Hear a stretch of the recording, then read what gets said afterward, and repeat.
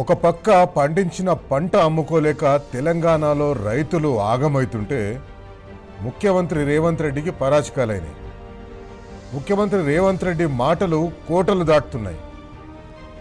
ఇట్లా ఆయన మాట్లాడడం కొత్త కాదు. అంశాలను పక్కదారి పట్టించడం, లేకపోతే చేయలేని పనులను నేను చేస్తా అని గొప్పగా చెప్పుకోవడం, చెప్పి మోసం చేయడం ఇది ఆయన కొత్త కాదు. ఈరోజు మహిళల గురించి చాలా గొప్పగా మాట్లాడిండు ముఖ్యమంత్రి రేవంత్ రెడ్డి. ఆడబిడ్డల అండతోనే మా ప్రభుత్వం వచ్చింది, కాబట్టి ఆడబిడ్డలకు మా ప్రభుత్వం చాలా చాలా చేస్తుంది. అధికారంలోకి రాగానే ఉచితంగా బస్సు ప్రయాణాన్ని ఏర్పాటు చేసింది. అట్లనే మహిళా శక్తి సూపర్ మార్కెట్లు వస్తాయి ఫ్యూచర్లో. 1 కోటి మంది మహిళలను కోటీశ్వరులు చేస్తాం 2034 లోపల. ఇట్లా పెద్ద పెద్ద మాటలు మాట్లాడుతున్నాడు ముఖ్యమంత్రి. 1 కోటి మంది మహిళలను కోటీశ్వరులు చేస్తామని చెప్పి ప్రాస బాగుంది కదా అని వాడగానే సరిపోదు ముఖ్యమంత్రి గారు. ఆడబిడ్డల అండతోనే మా ప్రభుత్వం ఏర్పడింది అన్నారు కదా, మహిళలకు ఉచిత బస్సు ప్రయాణం ఇచ్చినామన్నారు కదా. కుటుంబం అంటే ఆ కుటుంబంలో మహిళలు ఉంటారు, పురుషులు ఉంటారు, పిల్లలు ఉంటారు, వృద్ధులు ఉంటారు. ఇట్లా వీళ్ళందరూ కలిస్తేనే కుటుంబం అవుతుంది.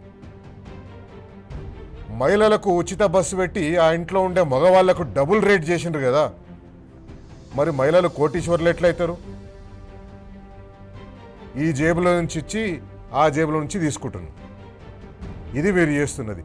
అట్లాగే రైతులు పండించిన పంటని, వరి ధాన్యాన్ని కొనుగోలు చేయకుండా మీరు ఆ రైతుల కుటుంబాల్లో ఉన్న మహిళను గోస పెడతలేరా?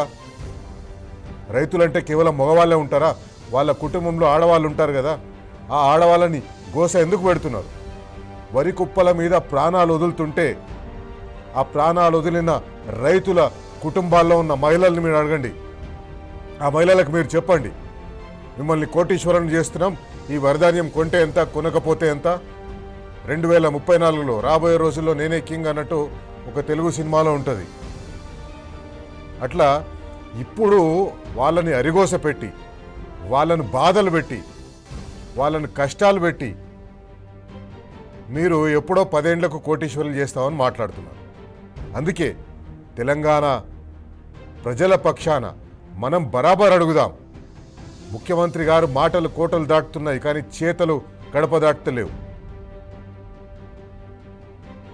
ముఖ్యమంత్రి గారిని బరాబర్ అడగాలి. ముఖ్యమంత్రి గారు మహిళలు అంటే ఉచిత బస్సు ఒకటే కాదు, మహిళలు అంటే ఉచిత బస్సు ఒకటే కాదు, మీరు మహిళలకు నెలకు 2500 రూపాయలు ఇస్తామన్నారు. ఎక్కడ పోయినాయి? బరాబర్ అడుగుదాం. మీరు మహిళలకు, పెళ్లి చేసుకున్న ఆడపిల్లలకు తులం బంగారం ఇస్తా అన్నారు. ఎక్కడ పోయింది? బరాబర్ అడుగుదాం. ఇదే మహిళలు పెళ్లి చేసుకున్న తర్వాత పిల్లల్ని కంటే బాలింతలకు కేసీఆర్ కిట్ వస్తుండే. 12,000 రూపాయలు మగపిల్లవాడైతే 13,000 రూపాయలు ఆడపిల్ల అయితే వస్తుండే. ఎక్కడ పోయినాయి అవన్నీ? అవి మహిళలకు మీరు ఎగ్గొట్టలేదా? ఏదో 1 కోటి మందిని కోటీశ్వరులు చేస్తామని చెప్పేసి ఒక మాయా ప్రపంచంలో పెట్టి, ఆ మాయా ప్రపంచంలో వాళ్ళను మభ్యపెట్టి ఏదో మహిళల కోసం చేస్తున్నామని గొప్పలు కాదు. ఆ మహిళలు రైతు కుటుంబాల్లో కూడా ఉంటారు. ఉచిత బస్సు ఒకటి ఇవ్వగానే సరిపోదు.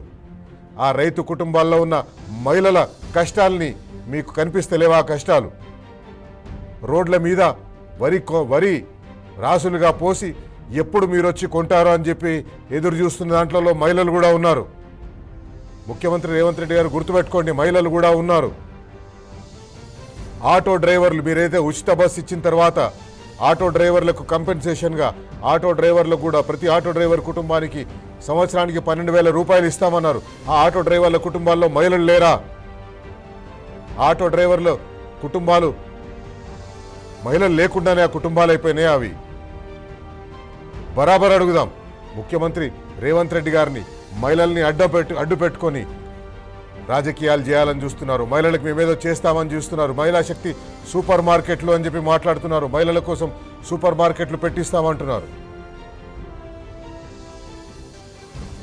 ఉన్న ధాన్యం కొనుగోలు చేతనైతలేదు కానీ మహిళలతోటి అంగడ్లలో అమ్మిస్తామని చెప్పి అంటున్నారు.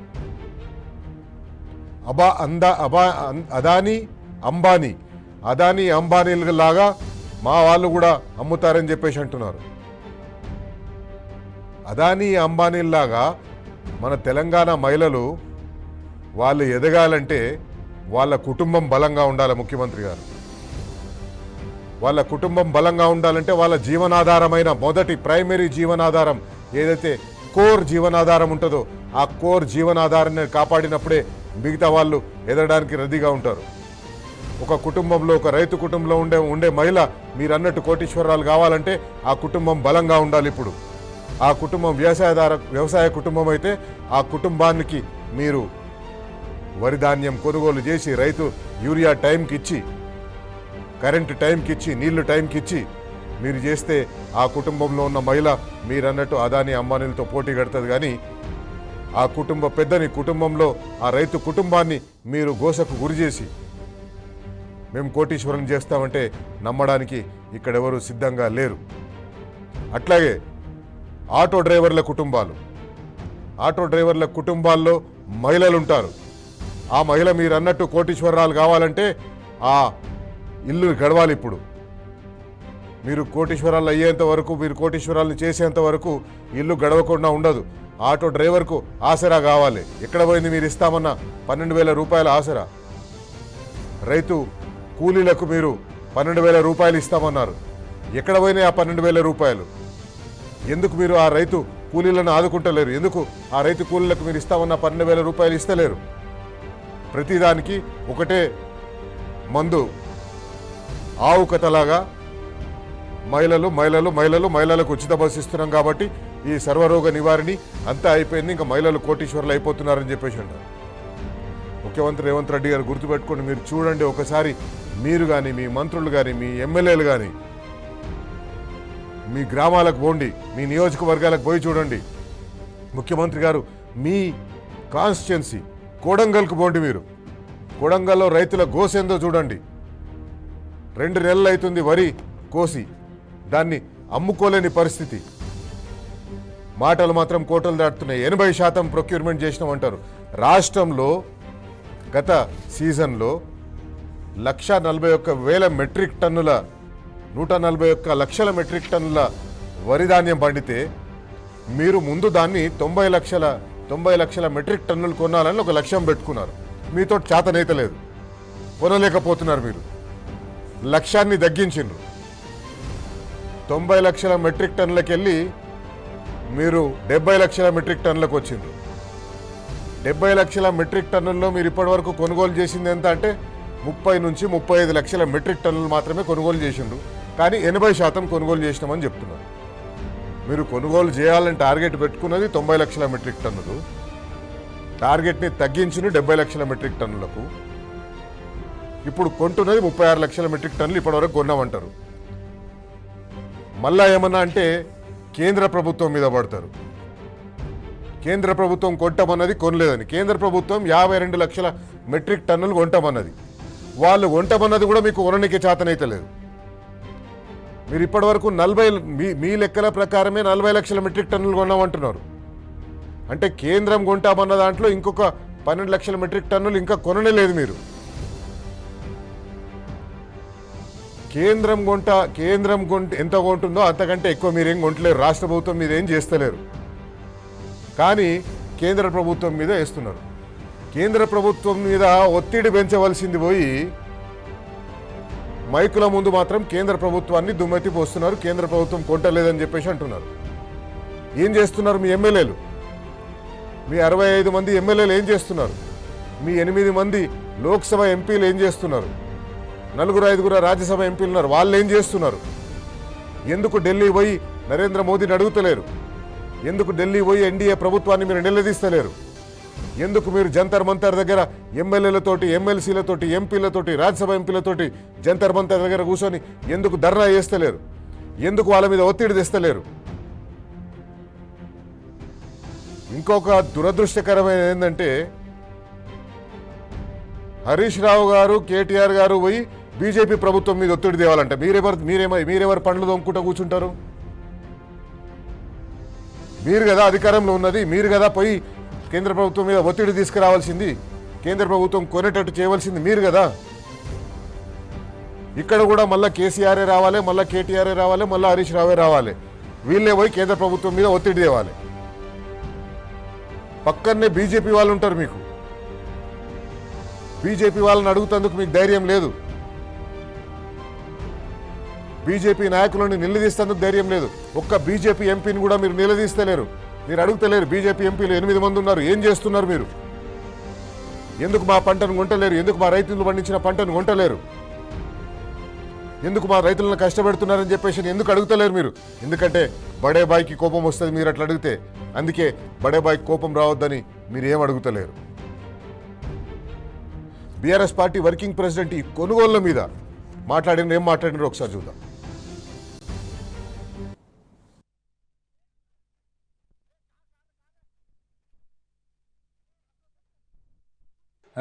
రాష్ట్రంలో ధాన్యం కొంటలేరు, వడ్లు కొంటలేరు, మక్కలు కొంటలేరు. ఎక్కడికక్కడ రోడ్ల మీద ఆరవోసుకున్నారు. ఆగమాగం ఉన్నది పరిస్థితి రైతులది. ఆ ధాన్యం కుప్పల మీద కుప్పగులు చచ్చిపోతున్నారు. ఓదికి వడదెబ్బకు చస్తున్నారు, ఓదికి నువ్వు కొంటలేక నీ దెబ్బకు చస్తున్నారు. చూసుకోజరా మంత్రివర్గ సమావేశంలో మాట్లాడి ఆ పైసలేదో కేటాయించి ధాన్యం కొను అని చెప్పి నేను డిమాండ్ చేసిన. నేను అనుకున్న దబ్బన చూస్తాడేమో, చూసి ఏమన్నా రైతులకేమైనా చెప్తాడేమో అనుకున్నా. నిన్న పిడుగు లాంటి వార్త చెప్పిండు. ఏమంటుండు రేవంత్ రెడ్డి? నిన్న కేబినెట్ సమావేశంలో నిర్ణయం తీసుకున్నాడట. ఇప్పుడు మన కాడ ప్రీపెయిడ్ సెల్ ఫోన్లు ఉంటాయి, మీకు తెలుసు కదా. ప్రీపెయిడ్ ఫోన్లు తెలుసు కదా, ముందే పైసలు కట్టాలి, అది మీటర్ తిరుగుతూనే ఉంటుంది, ఆయనతో బంద్ అవుతుంది. 1000 రూపాయలు ఛార్జ్ చేసినాం అనుకో, ఆ 1000 రూపాయలు ఇవ్వగానే అది బంద్ అవుతుంది పనిచేస్తుంది. రేవంత్ రెడ్డి నిన్న కేబినెట్ లో నిర్ణయం తీసుకున్నాడు. ఇక రాష్ట్రంలో మీటర్లు, మామూలు మీటర్లు తీసేస్తారట, మొత్తం ప్రీపెయిడ్ మీటర్లు పెడతారట. ఇక అంటే మీ ఇంట్లల్లో స్మార్ట్ మీటర్లు పెడతారు. ఇక బిల్లు కట్టకపోతే అప్నే ఆప్ బంద్ హోయాత. కాంగ్రెస్ పార్టీ అధికారంలోకి వచ్చిన తర్వాత రైతుల కష్టాలు రోజు రోజుకి పెరుగుతా ఉన్నాయి. అంతకుముందు రాజులాగా ఉండే రైతు ఇప్పుడు రోజు కష్టాలు పడుతున్నాడు. పండించిన ధాన్యాన్ని అమ్ముకోలేక అరిగోసపడుతున్నాడు. వరి కుప్పల మీదనే ప్రాణాలు వదిలిపెడుతున్నారు. రాష్ట్రంలో ఎండల తీవ్రత చాలా ఎక్కువగా ఉంది.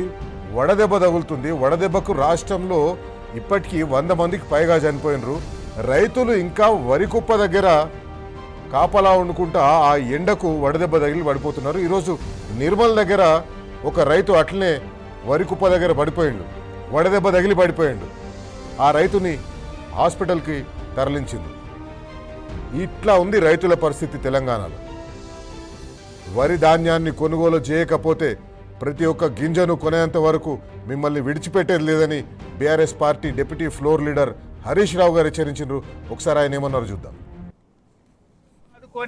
రోడ్లెక్కి చెప్తా ఉన్నారు, కానీ ఈ రేవంత్ రెడ్డికి, ఈ ప్రభుత్వానికి కళ్ళు కనబడతలేవు, చెవులు వినబడతలేవు. నిజంగా మీకు కళ్ళు కనబడితే రైతుల బాధలు మీకు కనబడేటి, రైతుల కన్నీళ్లు మీకు కనబడేది. గుండెలు బాదుకొని రైతులు చెప్తుంటే రైతుల బాధలు, ఆర్తనాదాలు మీ చెవులకు వినబడాలి. కానీ మీకు కళ్ళు కనబడతలేవు, చెవులు వినబడినది మొద్దు ప్రభుత్వంగా మారిపోయింది మీ ప్రభుత్వం. రైతుల గుండెలాగిపోయిన ఈ ప్రభుత్వము, ఈ రేవంత్ రెడ్డి గుండె కరగడం లేదు. కుప్పల మీదనే పిట్టల్లాగా రైతులు వాలిపోతున్నారు. నిన్న కొల్చారం మండలంలో మెదక్ జిల్లాలో ఒక రైతు చనిపోయినాడు. ఇప్పటికి రాష్ట్రంలో 10-12 మంది రైతులు చనిపోయినారు. ప్రభుత్వం ధాన్యం కొనడం లేదని బాధపడుతున్నారు. నత్తలు కూడా సిగ్గుపడతాయి. నువ్వు వడ్లు కొనే పద్ధతి చూస్తే నత్తలు కూడా సిగ్గుపడతాయి. రోహిణి కార్తె వచ్చినా 3వ వంతు వడ్లు కొనలేను. ఇప్పటి మాటలు బంద్ చేయి, గన్ని బ్యాగులు పంపి. అరే గన్ని బ్యాగులు లేవట ఇప్పటి 4 రోజులే. సంచులు పంపే తెలివి లేదా నీకు? సంచులు పంపవైతివి, లారీలు పంపవైతివి. యుద్ధ ప్రాతిపదికన అధికారులను పెట్టి రైతుల ఇబ్బందులు తొలగించాలని చెప్పి మేము ప్రభుత్వాన్ని డిమాండ్ చేస్తా ఉన్నాం. ముఖ్యమంత్రి కానీ, మంత్రులు కానీ, కాంగ్రెస్ ఎమ్మెల్యేలు కానీ, కాంగ్రెస్ ఎమ్మెల్సీలు కానీ, ఎంపీలు కానీ ఏ ఒక్కరూ కూడా ఇప్పటి వరకు ఈ కొనుగోళ్లు ఎట్లా జరుగుతున్నాయి, రైతుల కష్టాలేంది, రైతులు వరి ధాన్యాన్ని ఎక్కడ పెడుతున్నారు, అకాల వర్షాలు పడుతున్నాయి, వడగళ్ల వానలు పడుతున్నాయి, ఎక్కడ రైతులు కష్టాలు పడుతున్నారు అని చూస్తేందుకు ఒక్కరు కూడా వాళ్ళ నియోజకవర్గాలకు పోతలేరు, రైతుల దగ్గరికి పోతలేరు. ఎందుకంటే రైతుల దగ్గరికి పోతే ఏ రకంగా రైతుల రియాక్షన్ ఉంటుందో వాళ్ళకు తెలుసు. ఇవన్నీ ప్రభుత్వం ఇప్పటివరకు 10-12 మంది చనిపోయినరు. అనేక మంది రైతులు వడదెబ్బ తగిలి అనారోగ్యానికి గురైనరు, ప్రాణాల మీదకి వచ్చింది. ఇవన్నీ ప్రభుత్వ హత్యలే.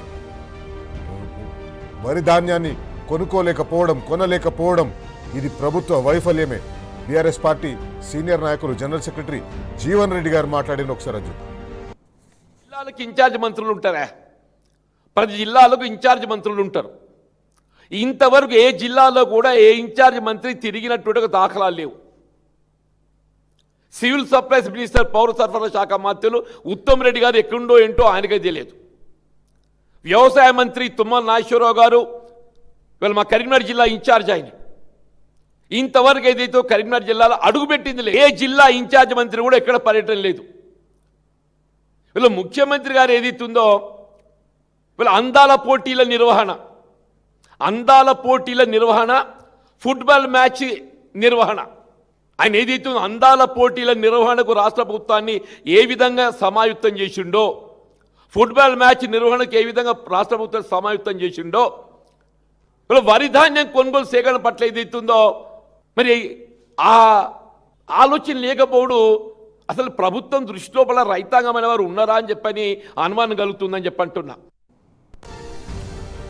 రైట్. ఈ వరి ధాన్యం కొనుగోళ్ల మాట ఎట్లా ఉంటే రేవంత్ రెడ్డి మాటలు కోటలు దాటుతున్నాయి. ఎందుకన్నా అంటే పెట్రోల్ ధరలు పెంపి ఈరోజు కూడా పెట్రోల్ ధరలు పెరిగినాయి. ఈరోజు కూడా మళ్ళీ ₹1 పెట్రోల్ మీద పెంచిండ్రు. లాస్ట్ 10 రోజుల్లో చూస్తే దాదాపు 7 నుంచి 8 రూపాయలు పెట్రోల్ రేట్లు పెరిగినాయి, 7 నుంచి 8 రూపాయలు డీజిల్ రేట్లు పెరిగినాయి. ఈ డీజిల్ పెట్రోల్ రేట్ల పెరుగుదల మీద మాత్రం కాంగ్రెస్ పార్టీ నాయకులు ధర్నాలు చేసేందుకు లేదా రోడ్ల మీద ఊరేగింపులు చేసేందుకు బయలుదేరుతున్నారు. కానీ ఈ వరి ధాన్యం కొనుగోళ్ల విషయం మాత్రం మాట్లాడతలేరు. ఎంత దారుణంగా ఉంది పరిస్థితి అంటే జనంలో రైతులు ఎట్లా బరాబర్ అడుగుతున్నారు. మనం చెప్పినాం కదా, ప్రతి ఒక్కరు బరాబర్ అడగాలని చెప్పినాం కదా. ఈరోజు ఒక ఆర్టీసీ బస్సు డ్రైవరు, అది సోషల్ మీడియాలో వస్తుంది, ఒక ఆర్టీసీ బస్సు డ్రైవరు ఈ అడ్లూరి లక్ష్మణ్ వీళ్ళు ఈ పెట్రోల్ డీజిల్ రేట్ల పెరుగుదల మీద ఊరేగింపు చేస్తుంటే ఒక ఆర్టీసీ డ్రైవరు బస్సులకు వెళ్ళి వాళ్ళకి చెప్పుకుంటూ పోయిండు, ఇవన్నీ తర్వాత పెట్టవచ్చు, ముందాడ రైతులు గోసపడుతున్నారు, వరి ధాన్యాన్ని అమ్ముకోలేకపోతున్నారు, ముందది కొనుక్కోండి అని చెప్పేసి అని ఆయన కామెంట్ చేసుకుంటూ పోయిండు. వీళ్ళు రోడ్ల మీద బస్సులు ఆపో లేకపోతే రోడ్ల మీద ఊరేగింపు చేస్తుంటారు. అట్లా ఉంది. వీళ్లకు ఇక్కడ పట్టలేదు, ఇక్కడ రైతుల పరిస్థితి పట్టలేదు. అందుకే రైతు కుటుంబాల్లో ఉండే మహిళలు, రైతు కూలి కుటుంబాల్లో ఉండే మహిళలు, ప్రతి ఒక్క మహిళ ఏ మహిళలనైతే అడ్డు పెట్టుకొని ముఖ్యమంత్రి రాజకీయం చేయాలనుకుంటున్నాడో, ఏ మహిళలనైతే అడ్డు పెట్టుకొని మభ్యపెట్టి మిమ్మల్ని కోటీశ్వరులు చేస్తా అని చెప్తున్నాడు, అయ్యా మీరు కోటీశ్వరులు చేయడం కాదు, ముందు మా ఇంటి ఆయన పండించిన వరి ధాన్యాన్ని కొనండి, ముందు మాకు ఆ వరి ధాన్యం కొన్న పైసలు వేయండి. ఇప్పటి వరకు పైసలు వేయలేదు చాలామందికి, ఆ వరి ధాన్యం కొన్న పైసలు వేయండి అని ప్రతి మహిళ బరాబర్ అడుగుతుంది ముఖ్యమంత్రి రేవంత్ రెడ్డి గారిని, కాంగ్రెస్ పార్టీ ప్రభుత్వాన్ని. ఇందుకే ఈరోజు టీ న్యూస్ వేదికగా మనం అడుగుదాం, రైతుల పక్షాన అడుగుదాం, ఆ రైతుల కుటుంబాల్లో ఉండే మహిళల పక్షాన అడుగుదాం, బరాబర్ అడుగుదాం. ఆరుగాలం కష్టపడి పంట చేతికొస్తే ఆ చేతికొచ్చిన పంట నమ్ముతందుకు సర్కార్ తోటి రైతులు ఇంత కొట్లాడాలనా? పంట కొనమని అడిగితే కేసులు పెడతారా, అరెస్టులు చేస్తారా? ఇదేనా మీరు తెచ్చిన రైతు రాజ్యం ప్రజాపాలన? బరాబర్ అడుగుదాం.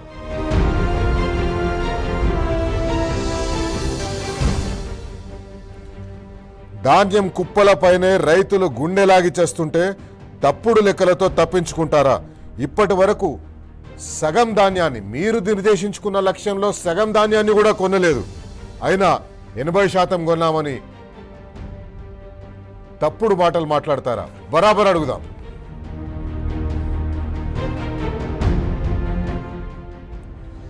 రెండు నెలలైంది పంట చేతికొచ్చి, ఇంతవరకు ఆ పంటను కొనే సోయి లేదు కాంగ్రెస్ పార్టీ ప్రభుత్వానికి, రేవంత్ రెడ్డి ప్రభుత్వానికి. ఇంకా వారం 10 రోజుల్లో వర్షాలు స్టార్ట్ అవుతాయి. ఇంకో పంటకు రైతులు రెడీ కావాలి. ఈ పంట కొనకపోతే, ఆ పైసలు రాకపోతే ఇంకో పంట ఎట్లా పండిస్తారు? బరాబర్ అడుగుదాం ముఖ్యమంత్రి రేవంత్ రెడ్డిని. కేంద్రం కొంటలేదని ఇప్పుడెందుకు సాకులు చెప్పి తప్పించుకోవాలని చూస్తున్నారు? బరాబర్ అడుగుదాం.